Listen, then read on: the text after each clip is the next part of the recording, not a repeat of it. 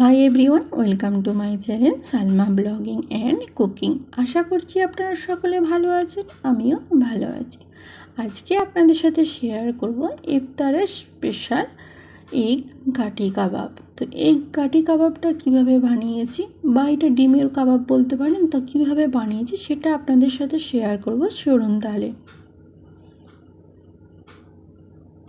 প্রথমে এখানে আমি 4টে ডিমকে সেদ্ধ করে নিয়েছি।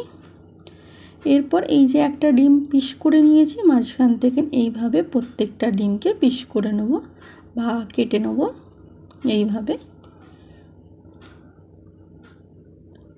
যেহেতু ডিমের কাটি কাবাব বানাবো, সেই জন্য ডিমগুলোকে এইভাবে পিস করে নিচ্ছি। তো এইভাবে সব ডিমগুলোকে পিস করে নিলাম। এরপর এখানে আমি ডিমের কাবাবটা বানাবো, তার জন্য এখানে আমি একটা বড় সাইজের আলুকে সেদ্ধ করে নিয়েছিলাম। সেটাকে এবার ভালো করে এই হাতাটা দিয়ে ম্যাশ করে নিচ্ছি, বা এটা ছেনে নিচ্ছি ভালো করে, যাতে কোনো রকমভাবে আলু দানা দানা না হয়ে থাকে, একদম মিহিন হয়ে যায়। এইভাবে ম্যাশ করে নেওয়ার পর এখানে আমি আলুতে যা যা দেবো, তো এখানে সেই জন্য কাঁচা লঙ্কা, পেঁয়াজ কুচি আর ধনেপাতা কুচি রেডি করে নিয়েছি।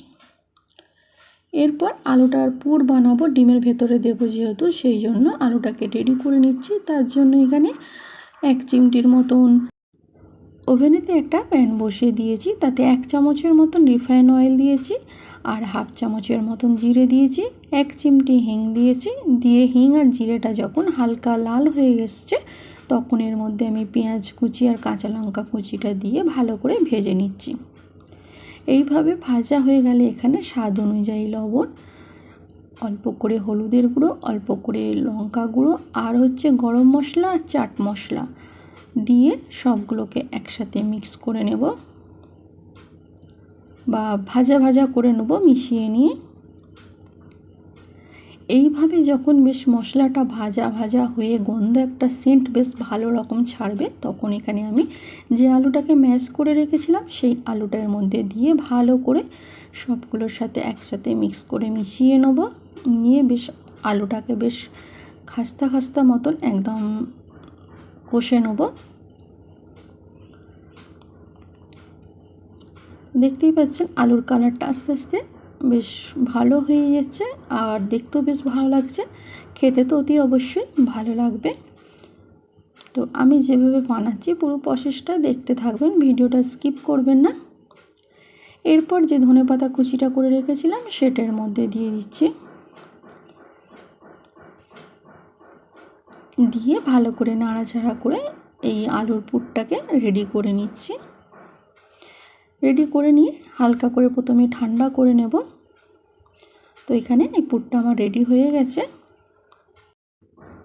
এরপর একটা প্লেটে ঢেলে নিয়ে ঠান্ডা করে নিয়েছি।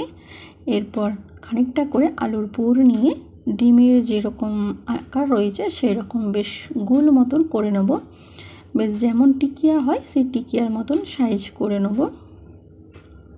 তো যেহেতু আমি এখানে 4টে ডিম দিয়ে করব, সেই জন্য 4টে এরকম আলুর পুরকে রেডি করে নিচ্ছি। আর আপনাদেরও কাছ থেকে দেখিয়ে দিচ্ছি কীরকমভাবে রেডি করে নিলাম। এইভাবে রেডি করে নেওয়ার পর আমি যে বাকিটা রয়ে গেছে সেইটা আমি ফ্রিজে রেখে দেবো, পরে আবার কাজে লেগে যাবে। এরপর এখানে আমি ব্রেড গাম নিয়ে নিয়েছি। এরপর একটা ডিম নিয়ে তার মধ্যে, যেহেতু কাঠি কাবাব হবে, এগ কাঠি কাবাব, সেই জন্য একটা এগের মাঝখান থেকে এইভাবে দিয়ে দিচ্ছি। তারপর আলুর পুরটা দিয়ে দিচ্ছি, তারপরে আবার ডিমের আর একটা অর্ধেক সেটা দিয়ে দেবো। তো একটা ডিমকে এইভাবে রেডি করে নিলাম। এরপর বাকিগুলোকে একই প্রসেসে রেডি করে নিয়েছি। এরপর একটা বোল নিয়েছি, তার মধ্যে আমি 3 থেকে 4 চামচের মতন ময়দা দিচ্ছি, আর 1 চামচ কর্নফ্লাওয়ার দেবো।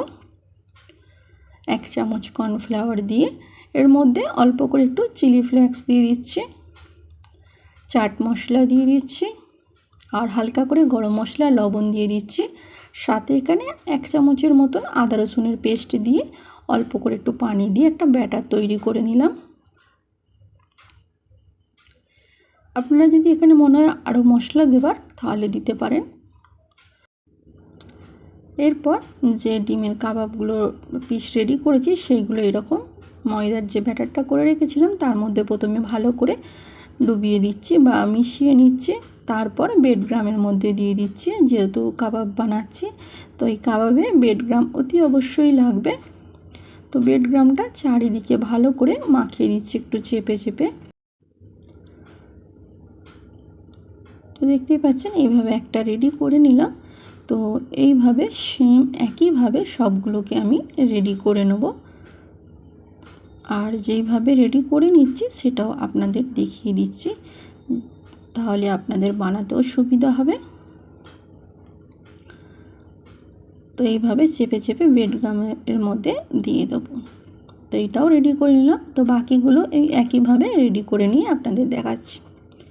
তো এখানে দেখতে পাচ্ছেন 4টে যেহেতু বানিয়েছি 4টে পিস আমি রেডি করে নিয়েছি। এরপর ওভেনেতে একটা স্টিলের কড়া বসিয়ে দিয়েছি, দিয়ে তার মধ্যে 200 গ্রামের মতন বা 200 ml মতন রিফাইন অয়েল দিয়ে দিয়েছি। রিফাইন অয়েলটাকে দিয়ে ভালো করে গরম করে নিয়েছি প্রথমে, তারপরে এই কাবাবগুলো বানাতে দিয়ে দিয়েছি বা ফ্রাই করতে দিয়ে দিয়েছি। তো প্রথমেই সঙ্গে সঙ্গে এটা নাড়াচাড়া করা যাবে না, একটু হালকা করে ভাজা হয়ে গেলে তবে এইভাবে উলটপালট করে ভেজে নেবেন। তো এই কাবাবটা খেতে এত সুন্দর হয়েছিল এই এগ কাবাবটা, তো আপনারাও একবার অতি অবশ্যই এইভাবে বানাবেন। তো একটা বানানো হয়ে গেছে, তো আমি তুলে নিচ্ছি, তুলে একটা প্লেটে রেখে দিচ্ছি। আর বাকি যে দুটো রয়েছে সেইটাও একইভাবে বানিয়ে নিয়েছি, সেটাও একটা প্লেটে তুলে এরপর আপনাদের সার্ভ করে দেখাচ্ছি। তো এইভাবে আমি এগ কাবাবগুলো রেডি করে নিলাম, করে একটা প্লেটে সার্ভ করে নিলাম। আর দেখতেই পাচ্ছেন এগ কাবাবগুলো কত সুন্দর লাগছে। এই ইফতারে এগ কাবাবগুলো খেতে খুবই ভালো লাগবে, মচমচে একদম খাস্তা ক্রাঞ্চি হয়েছে। আপনারাও পারলে এইভাবে একবার এগ কাবাব বাড়িতে অতি অবশ্যই বানাবেন, বা এগ কাটি কাবাব বলতে পারেন এটা, যেহেতু এটা কাঠি দিয়ে বানিয়েছি এগ কাটি কাবাব। আর সাথে আমি একটু ধনেপাতার চাটনি নিয়েছি। তো এটা আমার চ্যানেলে রয়েছে ধনেপাতার চাটনিটা কিভাবে বানানো হয়, তো আপনারাও পারলে এইভাবে একবার ধনেপাতার চাটনি বানাবেন। আজকে আমার চ্যানেলে যারা নতুন এসেছেন ভিডিও দেখছেন, ভিডিওটি ভালো লেগে থাকলে আমার চ্যানেলটা সাবস্ক্রাইব করবেন, নোটিফিকেশানটা অন রাখবেন। আমি যখনই কোনো ভিডিও আপলোড করি না কেন আপনাদের কাছে নোটিফিকেশান পৌঁছে যাবে। ছোট্ট একটা লাইক করবেন, কমেন্ট শেয়ার করতে ভুলবেন না। ভালো থাকবেন, সুস্থ থাকবেন, নিজেও ভালো থাকবেন, অপরকেও ভালো রাখবেন। Thanks for watching my video. Take care.